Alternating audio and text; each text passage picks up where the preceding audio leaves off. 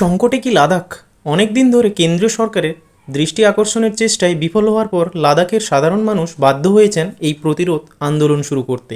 প্রায় 40 থেকে 50 হাজার মানুষ এই প্রতিবাদে অংশ নিয়েছেন। প্রতিবাদে যোগ দিয়েছেন বিশিষ্ট শিক্ষাবিদ ও পরিবেশ আন্দোলনকারী সোনম ওয়াংচুক। লাদাখের প্রতিনিধি দল বিভিন্ন সময়ে দিল্লি এসেছেন, কখনো সরকারের সঙ্গে, আবার কখনো রাজনৈতিক নেতাদের সঙ্গে দেখা করে নিজেদের এলাকার অবস্থা বোঝানোর চেষ্টা করেছেন। প্রতিশ্রুতি পেয়েছেন, কিন্তু তার বিন্দুমাত্র সুরাহা হয়নি, যার দরুন এই প্রতিবাদ। কেন এই বিক্ষোভ? চলুন আজকের এই ভিডিওয়ে বিক্ষোভ সম্বন্ধে বিশদে জানার চেষ্টা করব। 2019 সালের আগে লাদাখ ছিল জম্মু কাশ্মীর রাজ্যের অন্তর্গত। আর্টিকেল 370 ছিল কাশ্মীরকে ভারতের সঙ্গে সংযুক্তির একটা স্পেশাল প্রভিশন, যেখানে কাশ্মীরের জন্য একটি নিজস্ব সংবিধান ছিল, সঙ্গে ছিল একটি জাতীয় পতাকা। সেখানকার কেন্দ্রীয় সরকারের শুধুমাত্র 3টি বিষয়ের উপর অধিকার ছিল: এক্সটার্নাল অ্যাফেয়ার্স, ডিফেন্স এবং কমিউনিকেশনস। 370 ছাড়াও ছিল আর্টিকেল 35A, যা ছিল কাশ্মীরবাসীদের জন্য, অর্থাৎ কাশ্মীরের বাইরে কেউই গিয়ে কাশ্মীরে জমি কিনতে পারবেন না, প্রপার্টি কিনতে পারবেন না, এডুকেশান স্কলারশিপ নিতে পারবেন না, এমনকি সরকারি চাকরিও করতে পারতেন না। কিন্তু 2019 সালে ভারতীয় সংবিধানের 370 ধারা বিলোপের পর থেকে লাদাখকে কেন্দ্রশাসিত অঞ্চল হিসাবে ঘোষণা করা হয়। এর সঙ্গে ছিল 2019-এর লোকসভা নির্বাচন। বিজেপি সরকার তাদের নির্বাচনী প্রতিশ্রুতিতে বলেছিল, বিজেপি যদি ক্ষমতায় আসে তাহলে লাদাখকে 6th শিডিউল বা তফসিলের অন্তর্ভুক্ত করা হবে। বর্তমানে যে বিক্ষোভ চলছে, সেখানকার জনগণের মোট 4টি দাবি রয়েছে, যার মধ্যে রয়েছে 6th শিডিউল। সংবিধানের 244 ধারা অনুসারে সেখানকার জনগণ স্বায়ত্তশাসিত প্রশাসনিক বিভাগ গঠন করতে পারে এই 6th শিডিউলে। সহজ ভাষায় বলতে গেলে স্বায়ত্তশাসিত জেলা পরিষদ ও স্বায়ত্তশাসিত আঞ্চলিক পরিষদ, যাকে আমরা অ্যাডিশনাল ডিস্ট্রিক্ট কাউন্সিল ও অ্যাডিশনাল রিজিওনাল কাউন্সিল হিসাবে জানি। কাউন্সিলের সদস্য সংখ্যা 30 জন পর্যন্ত থাকতে পারে, যারা 5 বছরের জন্য নিযুক্ত হন। এই কাউন্সিলররা ল্যান্ড, ফরেস্ট, জল, কৃষি, গ্রাম পরিষদ, স্বাস্থ্য, স্যানিটেশন, গ্রাম ও শহর স্তরের পুলিশিং, উত্তরাধিকার ও বিবাহ সংক্রান্ত আইনবিধি তৈরি করতে পারে। এছাড়াও বিবাহ বিচ্ছেদ সহ সামাজিক রীতিনীতি ও মাইনিং নিয়ে বিভিন্ন আইন প্রণয়ন করতে পারেন।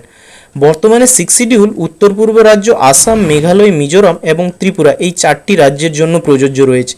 তবে এখানে বলে রাখা ভালো, কিছু কিছু জায়গায় এই নিয়মের ব্যতিক্রম রয়েছে। যেরকম আসামের বোডোল্যান্ড টেরিটোরিয়াল কাউন্সিল, যেখানে 40-এর বেশি সদস্য এবং 39টি বিষয়ে আইন প্রণয়নের অধিকার রয়েছে। বর্তমানে 2024, এই 4 বছরে একবারও সেই প্রতিশ্রুতি রাখার কথা ভেবে দেখেনি কেন্দ্রীয় সরকার। 4টি দাবির মধ্যে 6ষ্ঠ শিডিউল ছাড়াও বাকি যে 3টি দাবি রয়েছে, সেগুলি হলো লাদাখের জন্য পূর্ণ রাজ্যের মর্যাদা, স্থানীয়দের জন্য চাকরি সংরক্ষণ করা এবং পৃথক সংসদীয় নির্বাচনী এলাকা তৈরি করা। লাদাখকে পূর্ণ রাজ্যের দাবির পিছনে যে সমস্ত কারণ রয়েছে, তাহলে তাদের নিজস্ব আইনসভা থাকবে, যা ওই অঞ্চলের জন্য বিশেষভাবে আইন তৈরি করতে পারে, যে আইন সেখানকার স্থানীয় জনগণকে তাদের দৈনন্দিন জীবন এবং চাকরিকে প্রভাবিত করে এমন সিদ্ধান্ত গ্রহণে বাধ্য থাকবে।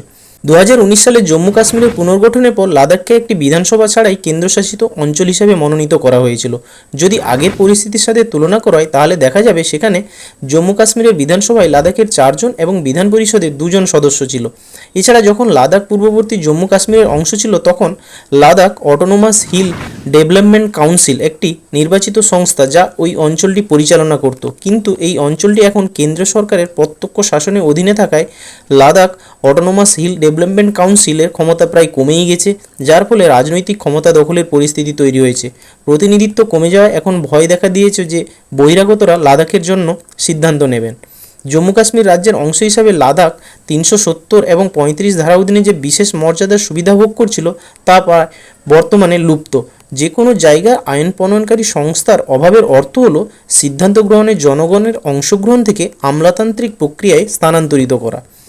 পরিবেশের দিক দিয়ে যদি বিচার করলে, লাদাখের ভঙ্গুর ইকোসিস্টেম, হিমবাহ এবং আলপাইন তৃণভূমি দ্বারা চিহ্নিত জীববৈচিত্র্যের একটি হটস্পট এবং বিরল ও বিপন্ন প্রজাতির জন্য একটি গুরুত্বপূর্ণ আবাসস্থল। পরিবেশবিদ ও জলবায়ু কর্মীরা হিমবাহের গলে যাওয়ার বিষয়ে উদ্বেগ প্রকাশ করেছেন। লাদাখের লোকেরা ভয় পাচ্ছে যে যদি সেখানে শিল্প আসে, প্রতিটি শিল্প লক্ষ লক্ষ লোক নিয়ে আসবে, যা এই ভঙ্গুর ইকোসিস্টেম ধরে রাখতে পারবে না। হিমালয়ের সব পার্বত্য এলাকার মানুষের সংকটই আসল ঘটনা। 1960-এর দশকে পৃথিবীর সর্বত্র প্রাকৃতিক সম্পদের ব্যবহার বাড়িয়ে উন্নয়ন ব্যবস্থার অঙ্গ হিসাবে পৃথিবীর নানা অংশে নানান উদ্যোগ গৃহীত হয়। তারই এক অংশ হিসাবে 1974 সালে লাদাখের দরজা বাইরের জন্য মুক্ত করায়। এতকাল যে যাতায়াতের অধিকার লাদাখবাসীর নিয়ন্ত্রণে ছিল, তা চলে যায় বাইরের ক্ষমতা হাতে। পর্যটনকে প্রচার করতে গিয়ে রমরমিয়ে শুরু হয়েছে হোটেল ব্যবসা। আজ থেকে 1 দশক আগে লাদাখে পানীয় জলের কষ্ট ছিল না। অতীতে লাদাখের বরফ ঢাকা পাহাড়ের গায়ে তৈরি সরু সরু নালা দিয়ে বরফ গলা জল মিশত নিচে পাথর দিয়ে তৈরি করা এক চৌবাচ্চাতে। আশেপাশে গ্রামের মানুষ সেই জল নিতে আসতেন। এই প্রাচীন পদ্ধতিটিকে সম্পূর্ণভাবে ধ্বংস করে ফেলা হয়েছে। কাজেই তীব্র সংকট শুরু হয়েছে পানীয় জলের। এছাড়া হিমালয়ের বুকে খনিজ উত্তোলনের জন্য ঢুকে পড়েছে বহু বড় বড় কোম্পানি। এখানকার ভূপ্রকৃতি অত্যন্ত ভঙ্গুর। কাজেই হিমালয় ও তিব্বতী মালভূমি দিয়ে গড়া লাদাখ অঞ্চলটির বাস্তুতন্ত্র যে বিনষ্ট হচ্ছে তার বলার অপেক্ষা রাখে না। কিন্তু এখানে আপনার মনে প্রশ্ন আসবে, যেসব রাজ্যে নির্বাচিত বিধানসভা রয়েছে সেসব রাজ্যে মানুষদের পরিবেশ ও প্রকৃতিকে বাঁচানোর দাবি কি সরকার শুনছে? হিমালয় পর্বতের অবৈধ খাদান বন্ধ ও গঙ্গা বাঁচানোর দাবিতে স্বামী নাগনাথ যোগেশ্বর, স্বামী সানন্দ, স্বামী আত্মবোধানন্দ, সাধ্বী পদ্মাবতী ও স্বামী শিবানন্দ অনশন করেছেন। স্বামী সানন্দকে আমরা কম বেশি চিনি, যিনি অধ্যাপক জিডি আগরওয়াল নামে পরিচিত, যিনি 111 দিন অনশন করে মারা গিয়েছিলেন। গঙ্গার জন্য গঙ্গা আইন আনার প্রস্তাবও কেন্দ্র সরকার নিয়ে এসেছিল, সেই বিল এখনও সংসদে পাশ হয়নি। 2023 সালের সাউথ লোনার লেক বিস্ফোরণের কথা আপনাদের মনে আছে নিশ্চয়ই। সিকিম হিমালয়কে বাঁচাতে তিস্তার বুকে আরেকটি বাঁধ নয়, এই দাবিতে সিকিমের সংগঠন এফেক্টেড সিটিজেন্স অফ তিস্তা দীর্ঘদিন ধরে লড়াই চালিয়ে যাচ্ছে। তার সদস্যরা কয়েক বছর আগে দীর্ঘদিন ধরে অনশন করছিলেন। সিকিমের পরিবেশ ছাড়পত্র ছাড়াই তিস্তার বুকে তৈরি হয়েছিল অনেকগুলি বাঁধ। বড় বড় বাঁধ যে হিমালয়কে ধ্বংস করে দিচ্ছে, তিস্তা নদীকে যে মেরে ফেলছে, সেদিকে সরকারের দৃষ্টি আকর্ষণ করতে চেয়েছিলেন তারা, কিন্তু কোনো লাভ হয়নি। যার ফলে তিস্তার উপরে তৈরি স্টেজ 3 বাঁধটি ভেঙে গুড়িয়ে যায়, মৃত্যু হয়েছিল বহু মানুষের, সে কথা কারোরই অজানা নয়। এছাড়া হিমালয়ের বুকে চলছে 4 ধাম প্রকল্প তৈরি, যেখানে পরিবেশের উপর কোনো প্রভাবের মূল্যায়ন এনভায়রনমেন্টাল ইম্প্যাক্ট অ্যাসেসমেন্ট ছাড়াই। ঠিক এখানেই পরিবেশকর্মীরা সন্দেহের আঙুল তুলেছেন কেন্দ্রীয় সরকারের দিকে। তারা মনে করিয়ে দিচ্ছেন 2022 সালে ভূতাপ শক্তি উৎপাদনের চেষ্টা করা হয়েছিল ওএনজিসির তরফে। ভূগর্ভস্থ থেকে কিছু বিষাক্ত তরল বেরিয়ে আসে, সেই অনুসন্ধান বন্ধ করে দেওয়া হয়েছিল।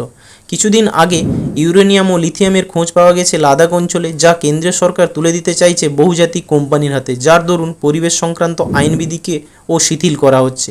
দেখুন, 40 থেকে 50 হাজার বিক্ষুব্ধ মানুষের মিছিল লাদাখ এলাকার পক্ষে খুবই গুরুত্বপূর্ণ, যা আগে কখনোই ঘটেনি। এটা ঘটেছে কারণ লাদাখিরা প্রকৃতই অস্তিত্বের বিপন্নতাগ্রস্ত। যেভাবে গোটা বিশ্বে আগ্রাসী বাজার যেভাবে ধ্বংস করছে গাড়োয়াল, মাথেরন, দেবাস ও বেঙ্গালুরুকে, যেভাবে ধীরে ধীরে ধ্বংস হয়ে গিয়েছে পাঞ্জাব, ছত্তিশগড়, পশ্চিমবাংলার প্রাকৃতিক সম্বল, যে অস্তিত্বের সংকটে পড়ছে পুনে, হায়দ্রাবাদ, হিমাচল প্রদেশ ও উত্তরাখণ্ডের অঞ্চল, তারই সঙ্গে যুক্ত হলো আরেক নাম লাদাখ। গোটা পৃথিবীর প্রাকৃতিক ব্যবস্থা এক প্রকাণ্ড মাকড়সার জালের মতো নিপুণ, আর এর জটিল স্থিতিস্থাপকতা। এক জায়গায় চোট লাগলে অন্য দূরের জায়গাও বিপন্ন হবেই। সেই ক্ষত নিরাময় অযোগ্য অবস্থায় পৌঁছেছে দেশের বহু জায়গা। কেবল ভৌগোলিক গতির চেয়ে ভয়ঙ্কর হলো তা প্রাকৃতিক উষ্ণায়ন। আধুনিক জীবনযাপন ও সমাজ বিচ্ছিন্ন অর্থনৈতিক চেষ্টায় প্রজন্ম আজ আত্মধ্বংসের মুখোমুখি। ছিন্নভিন্ন হয়ে গেছে প্রাকৃতিক শৃঙ্খলা। লাদাখবাসীদের দাবি পূরণের ক্ষেত্রে উচ্চ পর্যায়ে কমিটি গঠন ছাড়া আর কিছুই করেননি কেন্দ্রীয় সরকার। ফলে আন্দোলন চলছে। ভারতবর্ষ হিমালয়েরই দান। হিমালয় না বাঁচলে ভারতীয় উপমহাদেশ বিপন্ন হবেই। সোনম ওয়াংচুক ও তার অনুগামীদের পরিবেশ রক্ষার লড়াই আসলে অগণিত মানুষের যে অস্তিত্ব রক্ষার লড়াই, তা বলার অপেক্ষা রাখে না। ভাবনা একটাই, একটি স্বাধীন গণতান্ত্রিক সরকারের যে মনোভাব থাকার কথা এই মুহূর্তে, তার কি কোনো সংকেত পাওয়া যাচ্ছে এই নতুন বিক্ষোভে? ভিডিওটি কেমন লাগলো কমেন্ট করে অবশ্যই জানাবেন। আর যদি ভালো লেগে থাকে তাহলে বন্ধুদের সঙ্গে শেয়ার করতে ভুলবেন না কিন্তু। আর চ্যানেলটিকে যদি এখনও সাবস্ক্রাইব করে না থাকেন তাহলে অবশ্যই সাবস্ক্রাইব করবেন এই ধরনের ভিডিও পেতে। ধন্যবাদ।